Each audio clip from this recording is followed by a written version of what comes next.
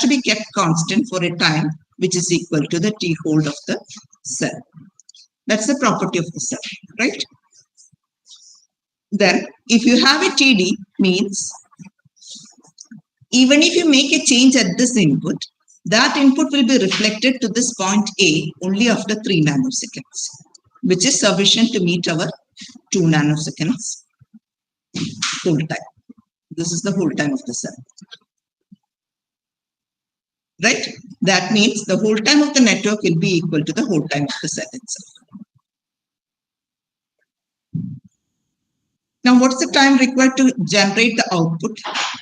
Time required to generate the output will be equal to, after the clock edge, the propagation delay of the network, TPD of the network, will be equal to, how long should I wait to get the output?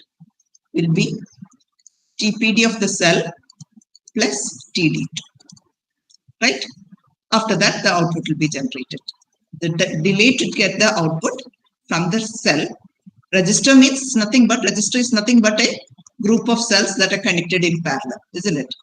So the delay encountered by this group of cells will be the delay encountered by one cell itself, right? So that's why we consider it to be the TPD of the cell plus the delay of this network, of this combinational logic. So that will be the TPD of the network. Now we are going to derive a very important concept, which is called the maximum frequency of operation.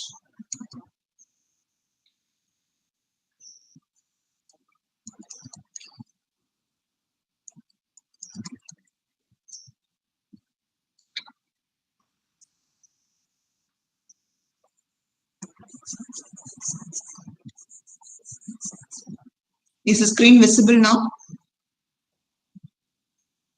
Can you see the screen? Yes, ma'am. Okay.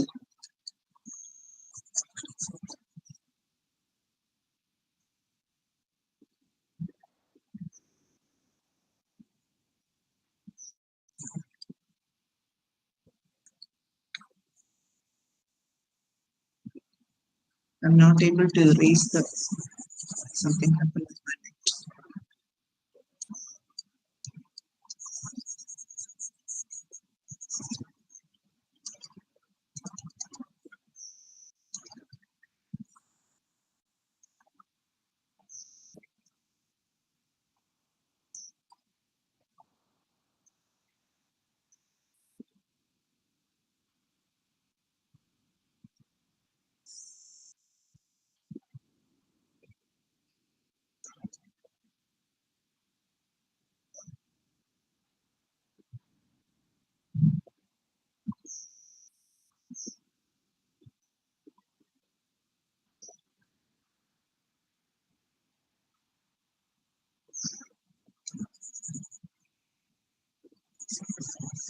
Okay.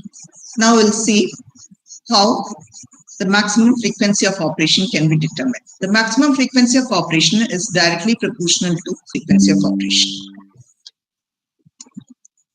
which will be indicated by T minimum. So I'll just forward an equation to you.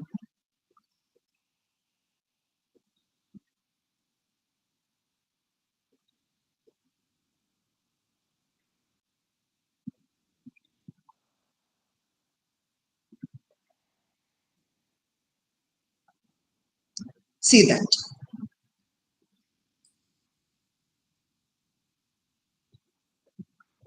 Did you see that? T minimum is indicated by the maximum value of what order. Before going into that equation, let us analyze it from the figure itself. That means after giving the clock pulse, before the next clock pulse is applied, isn't it? That is the T. I give a clock edge. The time elapsed between the two valid clock edges, that is called the time period T. What is the minimum period that should elapse between these two clock edges? What should be the minimum period? After giving a clock edge, we should get a valid output. What's the time required to get the valid output? That is the TPD network, isn't it? That means the TPD of the cell plus TD2. Or we can say that this input should be made available before the next clock hits. How long will it take to generate this input? What are the parameters required to generate this input A? You require the X input and you require the state that is being generated at the output of the register. What is the time required to generate this output? That will be TPD of the cell plus the TD1 plus TSU. So whichever factor, either this factor or this factor, whichever factor comes as the maximum value will determine the T minimum value. Now look at the equation that is being shared in the group. What do you see? You see that T minimum equal to maximum of TSU net. What is TSU net? Plus the TD of the cell. What is TSU net? This is TSU net. Right? So TSU net plus TPD of the cell, or what's the it's given is it's the TD of the net. What's the TD of the net? TPD of the cell plus TD2. So this is the TD of the net. TD means the TPD of the net. Is that clear? Is that equation clear? The time taken between two valid clock edges. How can this edge be valid? Only if the output, that input that is being processed at this point generates a valid output. So the time taken to generate the valid output is this much. TPD of the cell plus TD2. TPD of the cell plus TD2. And or we can say that a valid input should be available at A. What's the time taken to generate this valid input? That will be this delay plus this delay plus the TSU of the cell. TPD of the cell plus TD1 plus TSU. So that determines the maximum frequency of operation. So let us do one example also. I will share a question.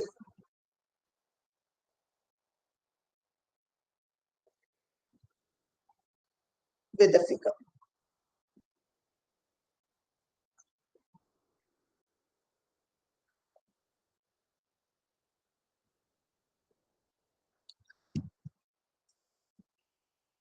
So those who are listening, please go through that question. Did you get that question?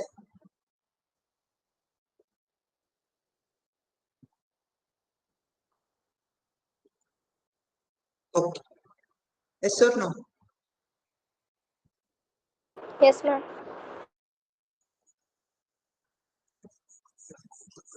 Naveen says that he didn't get.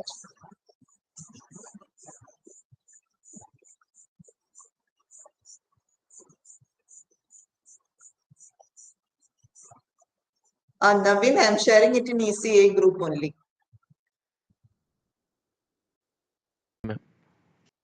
Should I share it in B as well? Okay, then I will share. This is already shared in B. That example 622.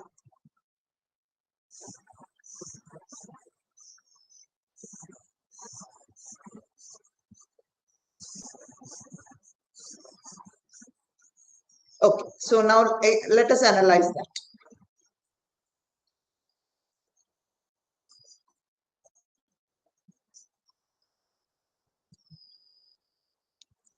So this determine the maximum frequency of operation for the canonical sequential network of the figure and the computational networks implemented by using PLEs with a delay of 20 nanoseconds.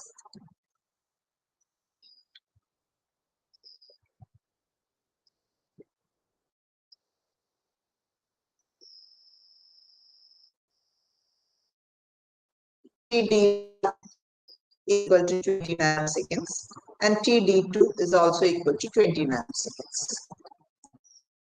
The transition to the cell is 50 nanoseconds transition, that is TPD cell equal to 50 nanoseconds. And the setup time AC of the cell is 30 nanoseconds and the hold time T hold of the cell is 10 nanoseconds. So you are asked to analyze the circuit.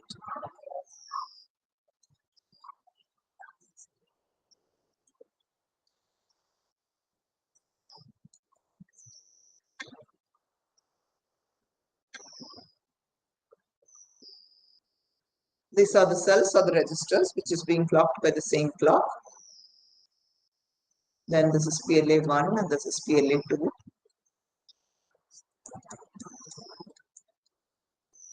You need the output here.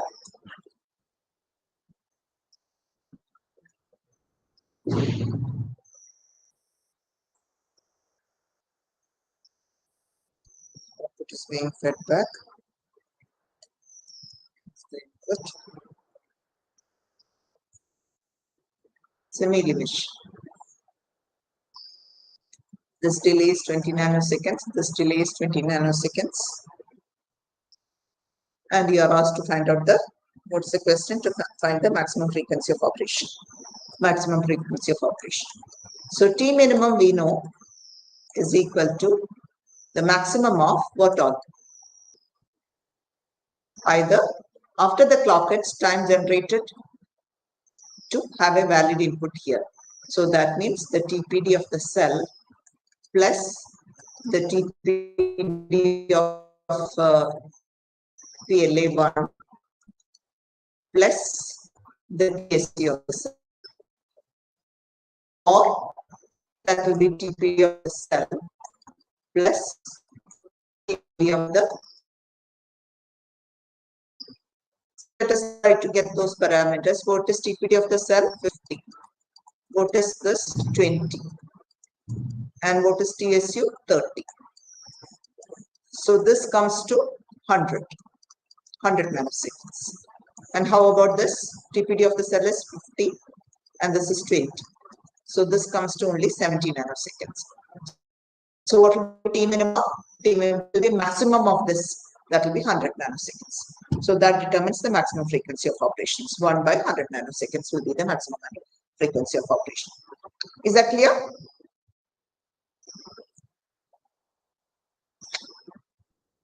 Is that clear? How you determine the maximum frequency of operation? The maximum value of either input to the cell or the maximum value to get the output. After giving this clock edge, I should get a valid output and I should get a valid input for the next clock. What's the time generated to get the valid output? The cell delay plus this delay. That is this one. Is that clear, Gopika?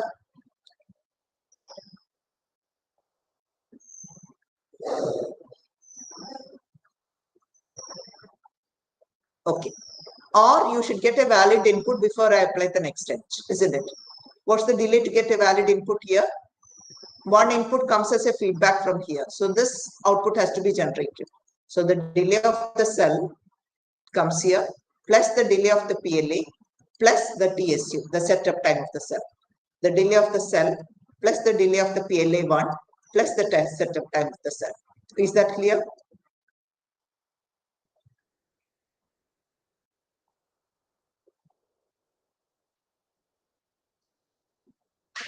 Yes or no?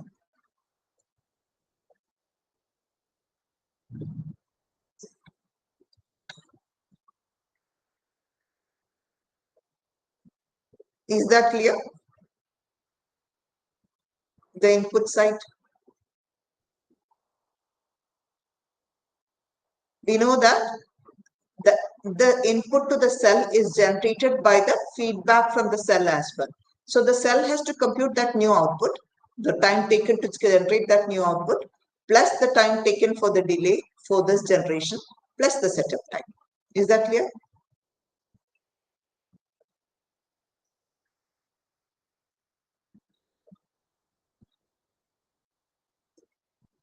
Are you asking something? I can't hear. Do I have a... The thing is that I don't have a speaker here. So you put your questions in the chat.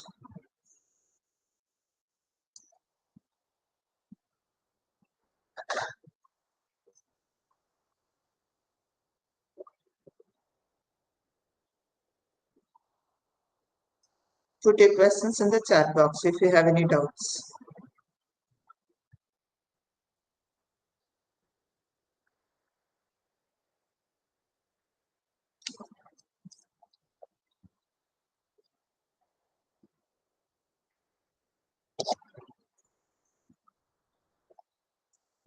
or you can call me.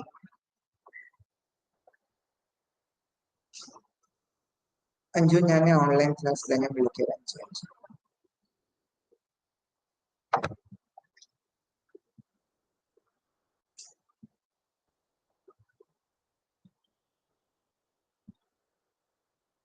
Those who have doubts, can you hear me? Am I audible? Okay. So those who have doubts, either put it in the chat box or you can directly call me. Shall I move ahead for the next topic?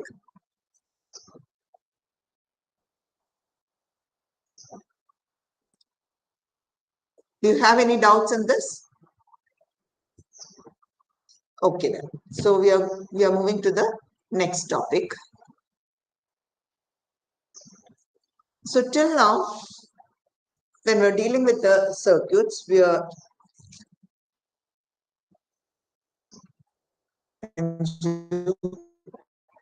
ഞാൻ online എടുക്കുക അഞ്ചു ഞാൻ കുറച്ച് കഴിയുമ്പോൾ വിളിക്കാം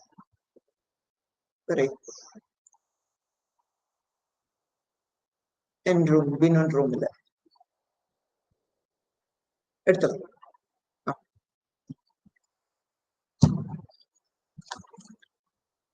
Okay. So till now we are dealing with the synchronous circuits. Let us see what are the other types of circuits that are possible by the different types of clocking.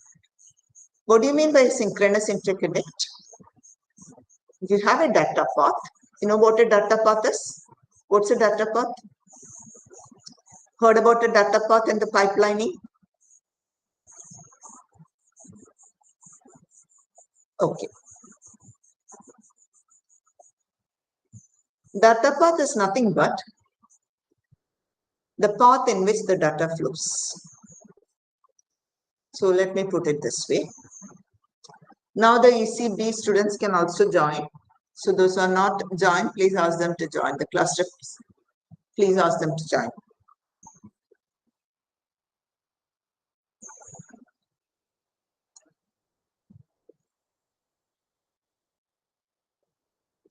I have a register 1, a combinational logic 1, register 2, a combinational logic 2, register 3, etc.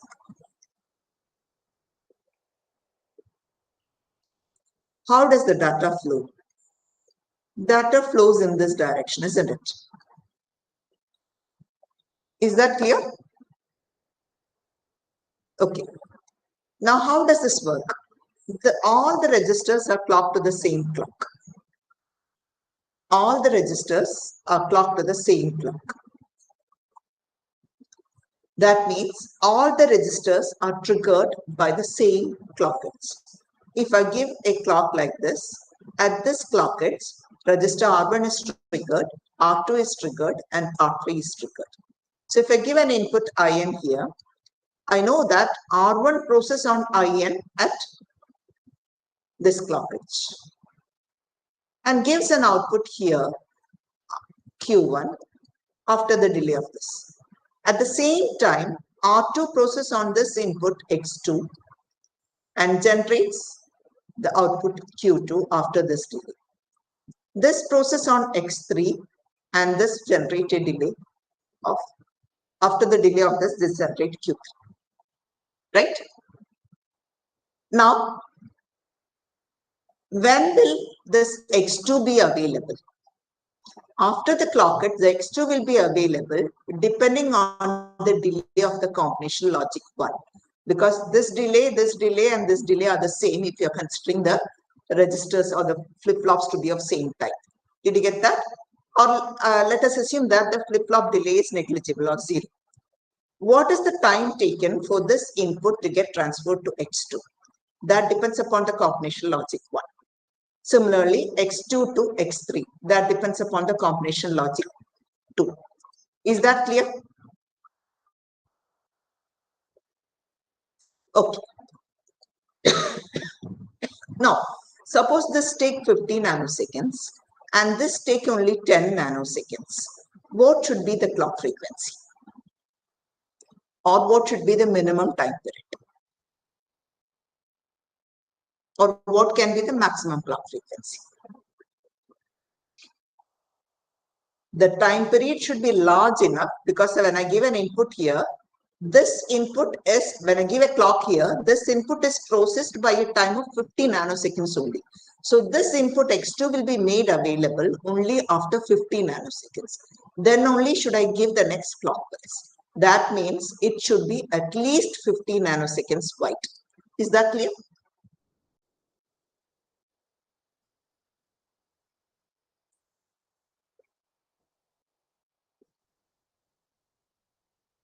Yes, ma'am. Okay. So what happens to this one? This means this X2 output is available only after 15 nanoseconds, but the X3 output is available after 10 nanoseconds itself, isn't it? After 10 nanoseconds, I get the X3 output, but I cannot process on R3 because I'm going to clock it by the same synchronous clock, right? So, or the worst delay of the combination logic in between the registers determine the maximum frequency of this operation of this data path. And this is called a data path.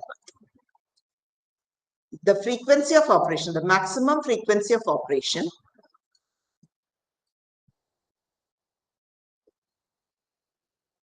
is determined by what?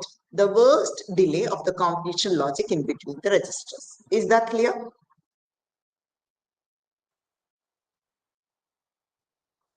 Okay. So what happens is that instead of putting all these logic over here, we split the logic into 10 nanoseconds, 10 nanoseconds, if possible, 10 nanoseconds, 10 nanoseconds, and 10 nanoseconds. And we incorporate registers in between. This constitute of this 50 nanoseconds. Then we have the other combination logic.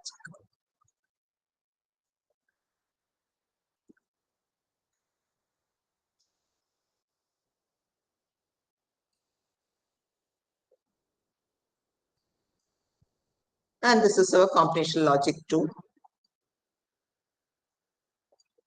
with 10 nanoseconds. And the register and the output. So what happens?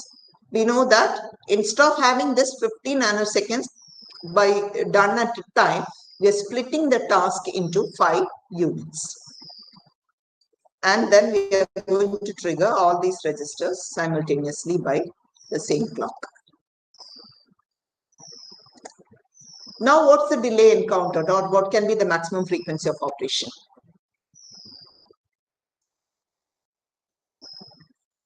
Now, what can be the maximum frequency of operation? Or what can be the minimum time period?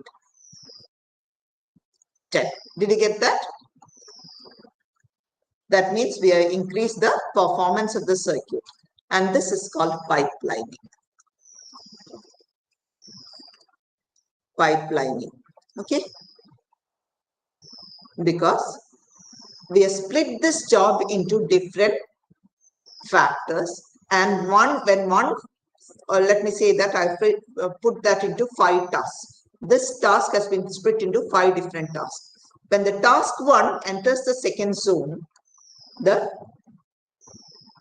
what happens? The task 2 enters here.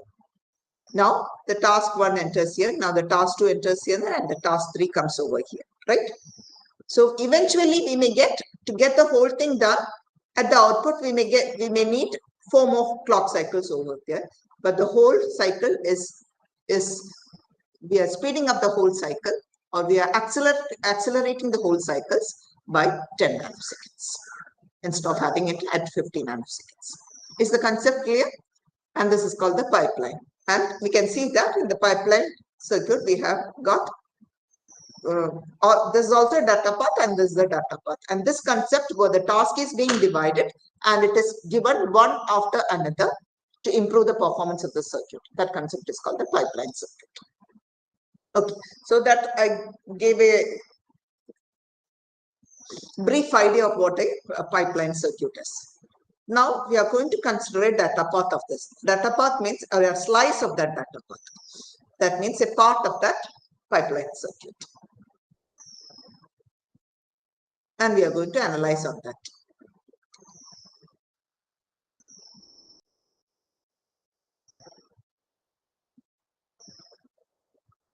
Is the concept of pipelining clear?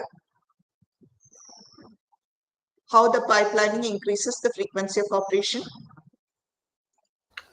ഇതെല്ലാം simultaneous ആയി ഒറ്റയടിക്ക് നടക്കുന്നുണ്ടല്ലേ 10 nanosecond ആണ്. Synchronous ആയിട്ട് നടക്കുന്നുണ്ട് തന്നെയാണ്. Okay. Synchronous circuitsലാണ് ഇത് നടക്കുക.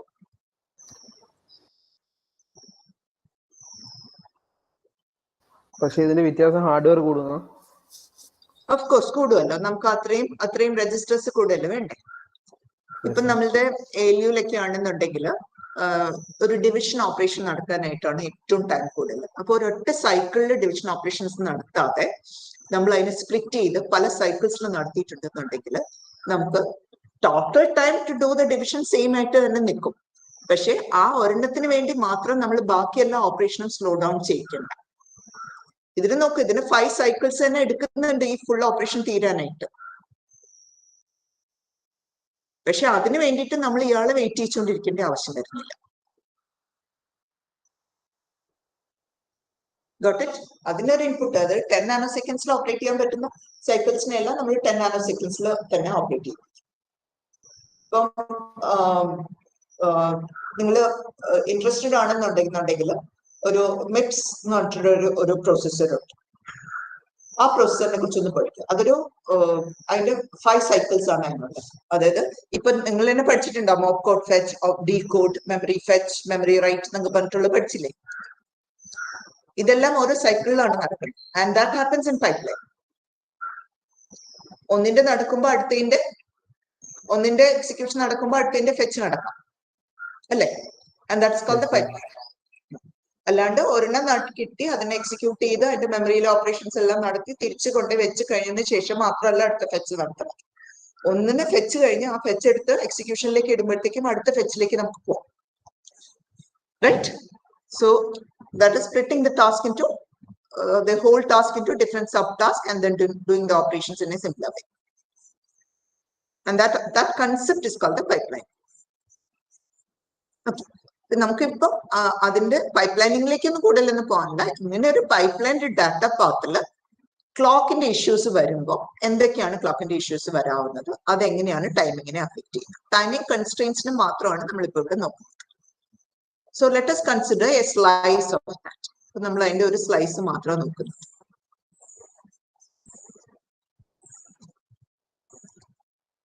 Before going into this, let us see the different types of other type of interconnects. Now we are dealing with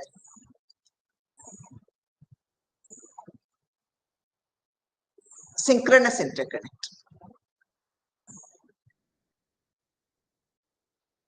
I'm sorry, the net is very slow. I'm not getting the pencil.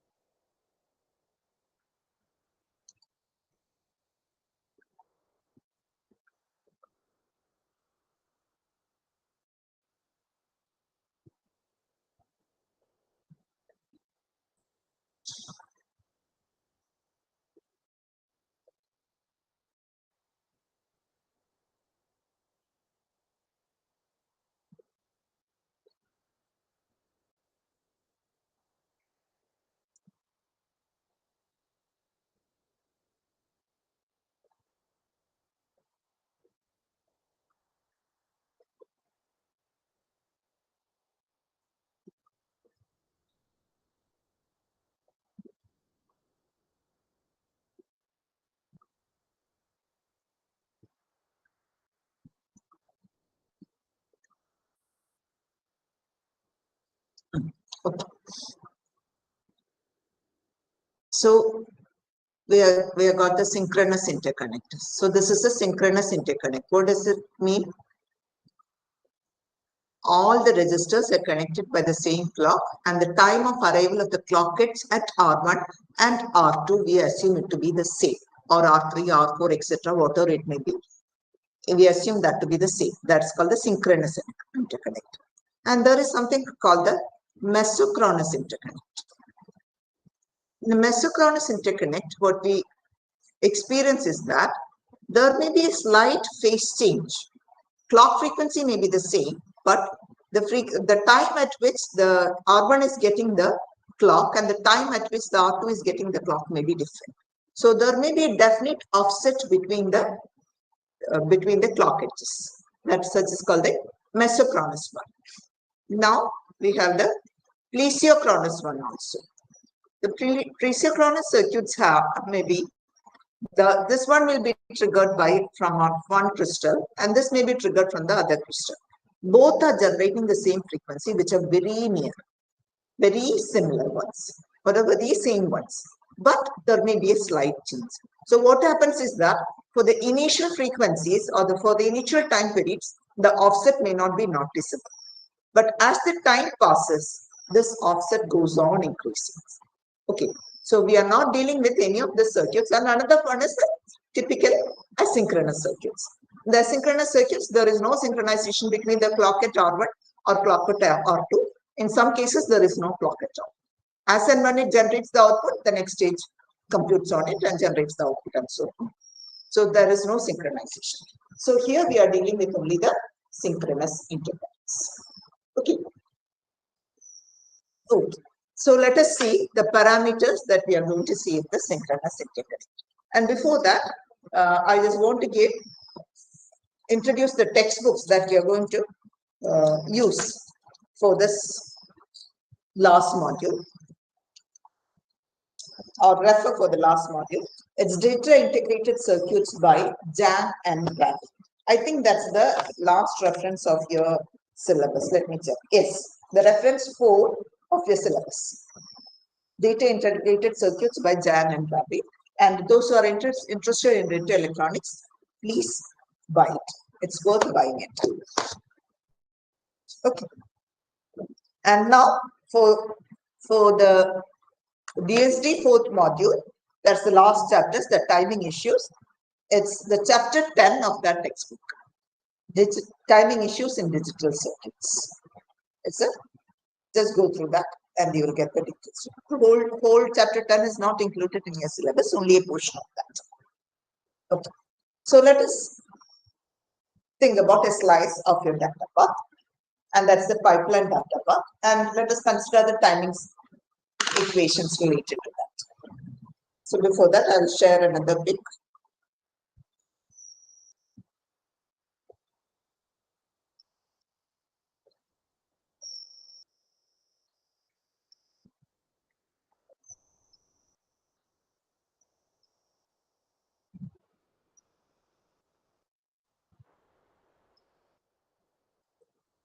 Did you get the picture? For the ECB, they can look at the 10.5 picture, which is already shared. The picture 10.5 that is already shared. Do you see the picture over there? You have got the register R1 and the register R2 and the combination logics. What are the timing parameters that we are interested in? T, C, Q. Then T, C, Q, C, D. Then TSU and the T port. These are the timing parameters related to a cell. TCQ, that is nothing but the propagation delay. And why is it denoted as CQ? Q is the output and C is the last input that it receives. What's the last input that the cell receives? It's the clock, right? So the time taken by the cell to generate the output after getting the clock, the worst time, that's called the TCQ. And there can be minimum time also. TCQC, that's called the C is called the contamination delay. Contamination delay is nothing but the minimum delay. So the TCQCD is the minimum delay experienced by the cell, and TCQ is the worst delay experienced by the cell. And TSU is the setup time of the cell. T hold is the hold time of the cell. Similarly, for the logic also, T logic is the worst time of the cell of the logic, and the T logic CD is the contamination delay or the minimum time of the combination logic. So the combination logic and any logic will not be working at a fixed delay always. For certain data inputs, it may generate more delay, or it may take more time to generate the output, and for certain inputs, it generates only very low delay. So there is a minimum delay and a maximum delay for that. So TCQ is the maximum delay of the cell. TCQ CD is the minimum delay of the cell. T logic is the maximum delay of the logic, and T logic CD is the maximum is the minimum delay of the logic. Are the parameters clear? Okay. Then now we are going to analyze the maximum frequency of operation or the minimum time period. So we can say that the T minimum or the T should be greater than what? I'm giving a clock pulse over here. That clock pulse should generate an output here, and this input should be at least TSU time ahead of this clock edge, isn't it? These both clock edges are going to appear at the same time. So we know that T should be greater than what? TCQ plus T logic plus TSU. Is that clear? The time elapsed between the clock edges should be greater than TCQ plus T logic plus TSU. Now let us see the constraint, the T hold. What is T hold? The time for which this input has to be kept constant. Or let us consider this. This input has to be kept constant before the next clock edge appears here. Right? After applying a clock pulse, the time for which this input has to be kept constant before the next clock edge appears. Or time for which it has to be kept constant. So we know that for this, after applying the clock edge, I need to have x2 to be kept constant at least for a period which is equal to t hold. Right? Is that clear? And how fast can this x2 change? What is the minimum delay required to have a change at x2 after getting a clock edge? That is the fastest change of Q1 plus the fastest change of the combinational logic. That means the minimum time required to change the Q1 plus the minimum time required to have a change of the combinational logic. That will be TCQ CD plus T logic CD. Isn't it? That's the minimum time to have a change from this point to this point. After giving the clock pulse, a change can occur here at a minimum time of TCQ CD. That change can be reflected over here at a minimum time of T logic CD. And this value should be greater than the T hold. Isn't it? And this change should occur, that means this time, that is TCQ CD plus T logic CD should be greater than the hold time. Then only the x2 will remain constant for the whole time, isn't it? Did you get that? What happens when TCQ CD plus T logic CD happens to be, so we'll check it with values. Let T hold be equal to 2 nanoseconds. TCQ CD equal to 1 nanosecond. And T logic CD equal to 3 nanoseconds.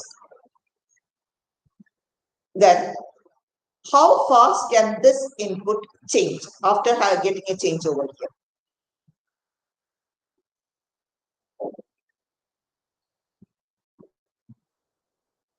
ഇവിടെ ഒരു extra input വന്നിട്ടുണ്ടായിരുന്നു. ഇവിടെ ഒരു input കിട്ടിയപ്പോൾ തന്നെ ഇവിടെ ഒരു input ക്ലോക്കും കിട്ടി. നമുക്കൊരു എക്സ്ട്രാ ഇൻപുട്ട് വന്നിട്ടുണ്ട്. ഒരു വാലിഡ് ആയിട്ടുള്ള ഒരു ഇൻപുട്ട് ഉണ്ടായിരുന്നു. ഈ ഇൻപുട്ട് ഹോൾ ടൈം സമയത്തേക്കെങ്കിലും കോൺസ്റ്റന്റ് ആയിട്ട് നിൽക്കണം. അതായത് 2 സെക്കൻഡ് സമയത്തേക്കെങ്കിലും ഇത് കോൺസ്റ്റന്റ് ആയിട്ട് നിൽക്കണം. ഈ ഇൻപുട്ട് എത്ര പെട്ടെന്ന് ചേഞ്ച് ചെയ്യാൻ പറ്റും? 1 + 2 4 നാനോസെക്കൻഡ്സ് കഴിഞ്ഞിട്ടല്ലേ ചേഞ്ച് വരുള്ളൂ. Did you get that? With this figures, that change will occur at x2 only after 4 nanoseconds. That's the minimum time required to have a change at x2. That means the T hold condition is, that constraint is met. Did you get that? What happens? This is only 0.5. That means this can change within this time. This time this change. T-hold condition is not met. So that's a timing violation. So what do we say? This is the parameter. T-hold should be less than TCQ CD plus T-logic CD. And the maximum frequency of operation or the minimum time should be greater than TCQ plus T-logic plus TSQ. Is this clear? Are these equations clear?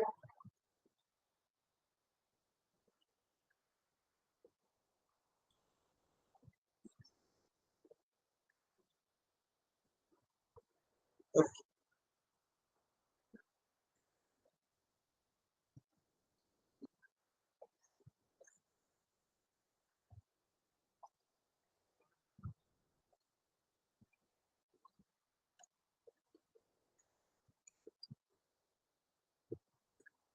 Now, so these were the ideal conditions. So these are the conditions to be met if the clock trigger that appears at R1 and the clock trigger that appears at R2 are occurring at the same time, isn't it? So if you write this to be T clock 1 and this to be T clock 2, T clock 1 edge and T clock 2 edges are appearing at the same time. But due to many constraints, these clock edges may not be appearing at the same time. There can be spatial variations or temporal variations. Spatial variation in the sense that a clock may be appearing at one time over here and it may be spatially varying and it is appearing at another time over here. And this spatial variation occurs at every clock edge. How does the spatial variation occur? We know that the clock is routed from a mother clock or a local clock. So this clock routing happens through the copper wires, and the copper wires introduces delay. So if it has got only less time to traverse or the less path to traverse, then it may appear at an earlier time and than the clock that is being traversed through longer lines. Right? So what happens is that there may be a phase difference, and this phase difference will be a constant one that is appearing at every clock edge. So such spatial variations are called clock skew. That's called a clock skew.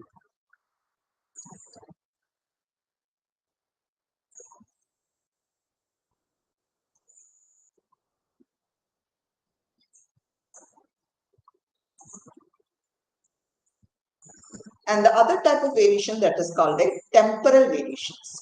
That means the clock edges can change either to the right side or to the left side temporarily due to the temperature variations or due to some other variations. So the humidity variations and all. The clock edges that is appearing at a particular point can change from one point, from one edge, either to the positive side or to the negative side. And that is temporal. We cannot say that such change will occur always. Such changes are called the clock jitters. So there are two types of issues, or the timing issues that can happen due to the clock variations. That's called the spatial variation and the temporal variation. And the spatial variation is called the clock skew, and the temporal variation is called the clock jitter. So we'll deal about the clock skew first. Clock skew is nothing but a phase shift that occurs at the input of the registers, and that occurs for every clock edge. That's not temporal. And that is due to the long routing of the wires.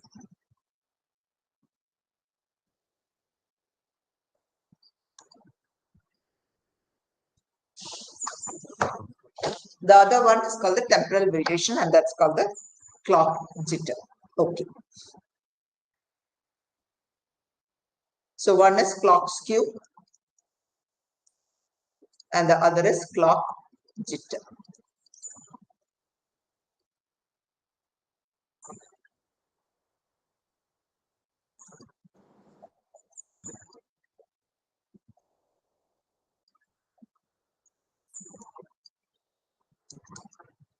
So let us see the impact of this clock skew and the clock jitter on our synchronous sequential circuits.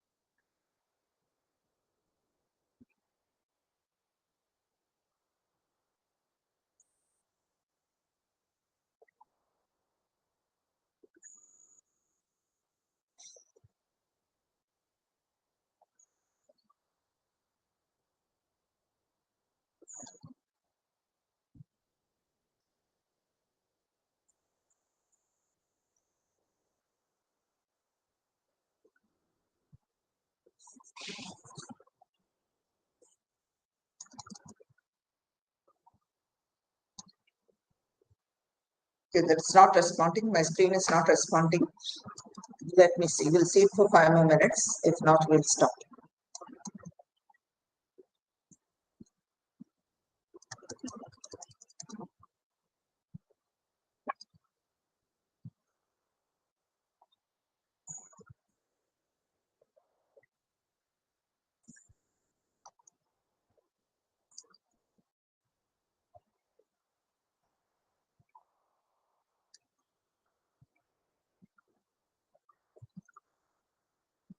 Is the screen shared now?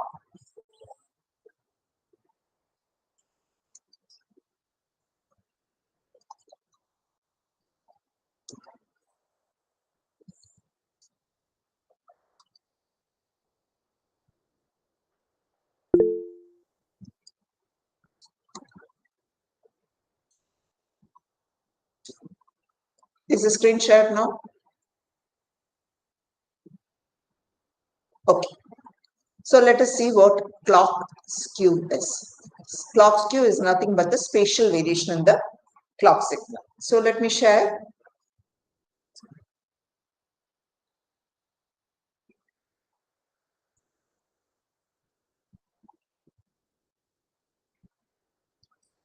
Did you get a picture now? Figure 10.7. Did you see that? Look at the picture 10.7. You have the clock 1 and the clock 2. Clock 1 is the clock that is appearing at R1. Then you have the combinational logic. And the clock 2 is the clock that is appearing at R2. Okay. Which clock appears first in this figure?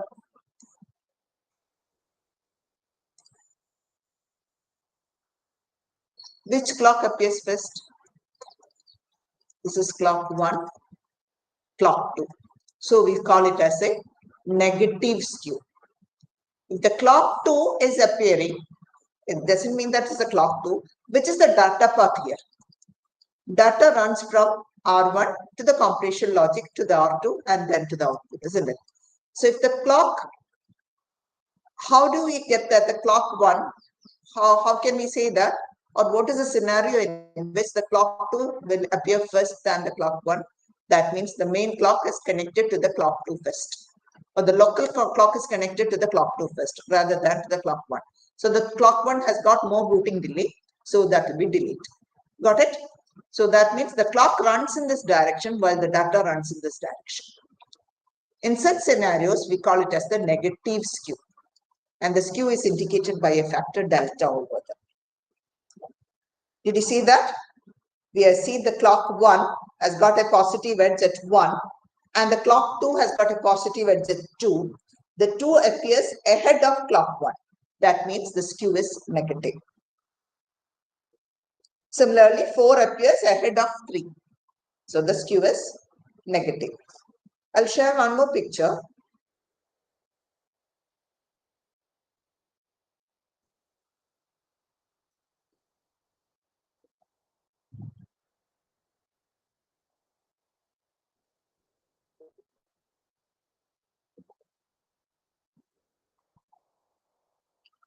Did you see the figure 10:6? What type of skew is that?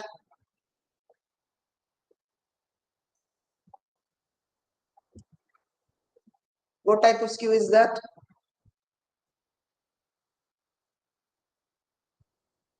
Positive. Okay, so did you get the concept of the positive and the negative skew? Let me draw the figure for the positive skew.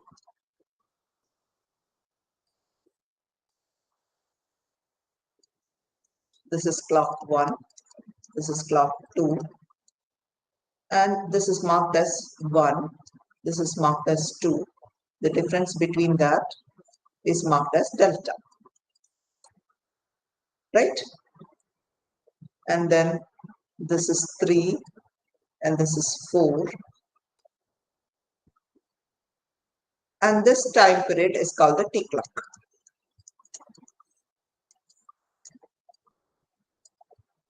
And this time period from this point to this, what would be that? T clock plus delta. Is this marking clear? The time from 1 to 3 is T clock and the time from 1 to 4 is T clock plus delta. Is that clear? Yes, ma'am. Okay. Now let us try to analyze and find out the minimum frequency of operation for this. So see, I give an input at R1 at the clock edge 1.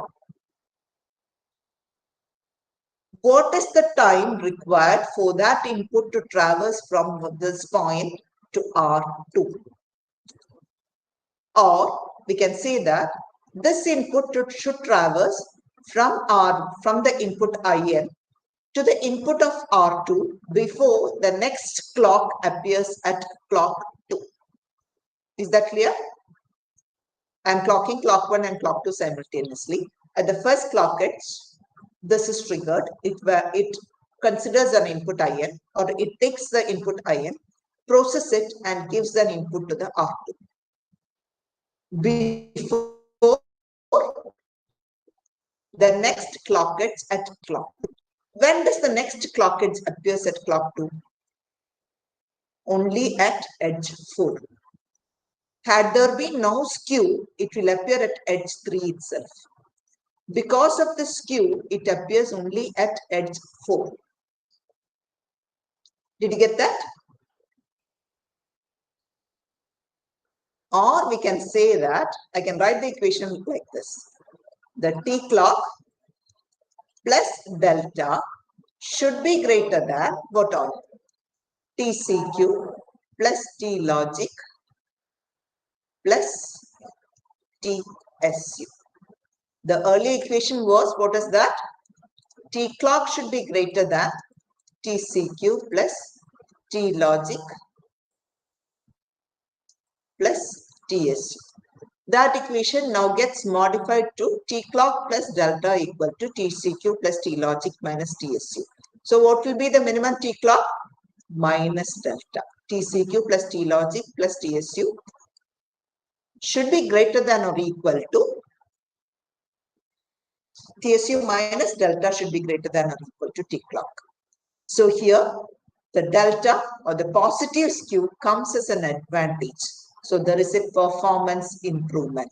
What sort of performance improvement is there? The frequency of operations can be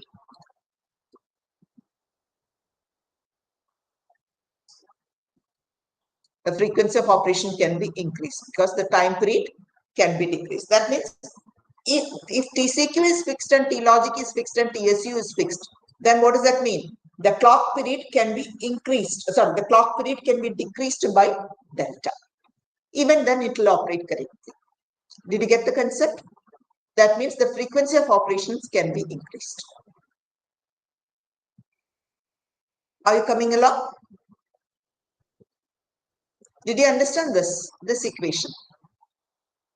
Earlier, without any skew, we say that the input should be available at 3. Here, the input need be available only at 4. So we are getting an advantage of delta time over there. Is that concept clear?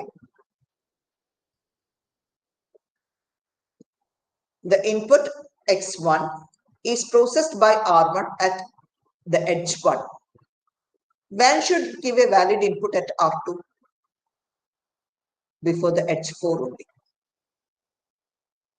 So the time that is elapsed between the edge 1 and edge 4 is now increased by delta, by a factor delta.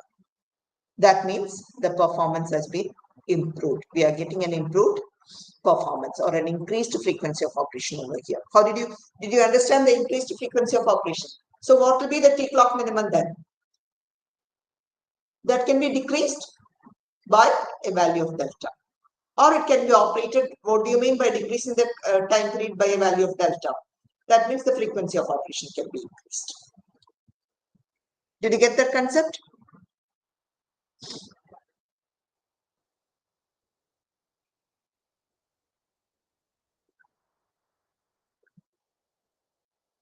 Is it an yes or a no from a all?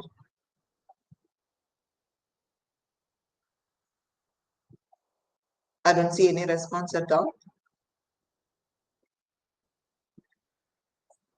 Did you understand this equation for a circuit with perfect clock interconnect?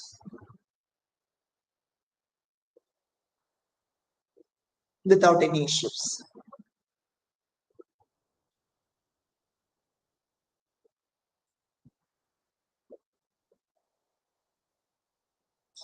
Anyways, so this is the equation. And what about the T-hold? How do you write the expression for the T-hold? Look at the figure 10.6 and you can see that the T-hold equation is equal to, that means the input has to be kept constant again for a time of equal to delta.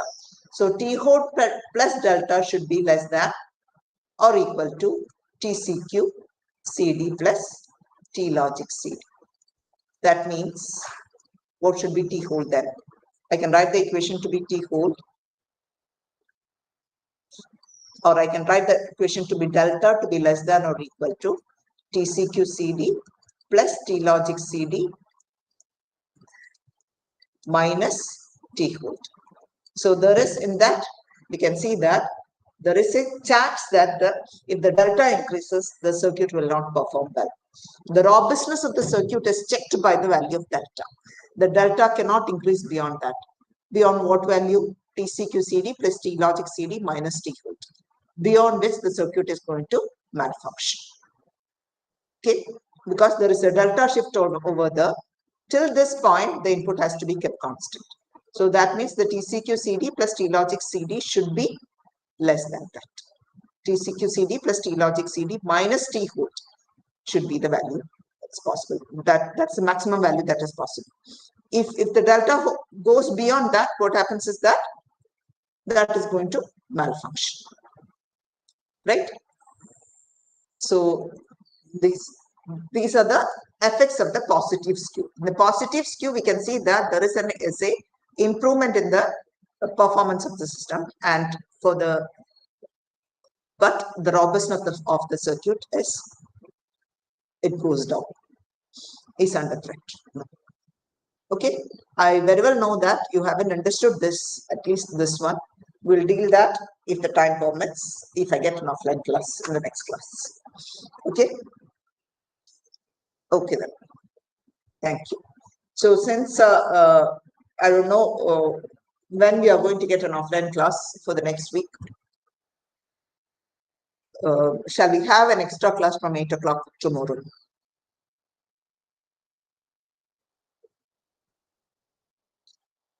Offline.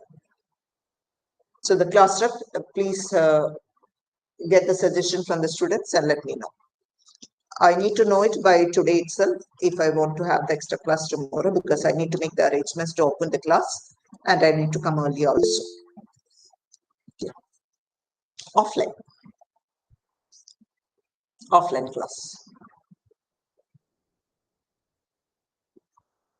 Miss attendance അറ്റൻഡൻസിനെ കുറിച്ച് bother ചെയ്യല്ലോ, ഇത് മനസ്സിലാക്കുന്നതിനെ കുറിച്ച് bother ചെയ്താൽ മതി. Attendance എത്രയാന്ന് വെച്ചാൽ ഇടാം, എടുക്കണമെങ്കിൽ എടുക്കാം.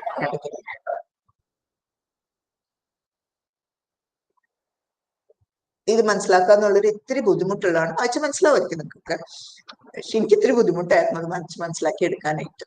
അപ്പം അതൊന്ന് നേരിട്ട് പറഞ്ഞാലായിരിക്കും കൂടുതൽ എളുപ്പം മനസ്സിലാക്കുക. അല്ലെങ്കിൽ ഒന്ന് കുറച്ച് മനസ്സിരുത്തി വായിച്ചാൽ മതി, കിട്ടും. Okay, so please let me know those who are interested can attend the offline class from 8 a.m. tomorrow. That will be a combined one. Don't bother about the attendance, no attendance.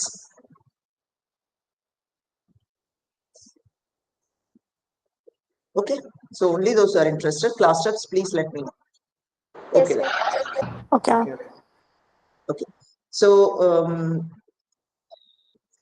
if you want attendance for this hour also, please, class rep, please send me the attendance. Okay then, thank you. Thank you. Thank you, Miss. Thank you.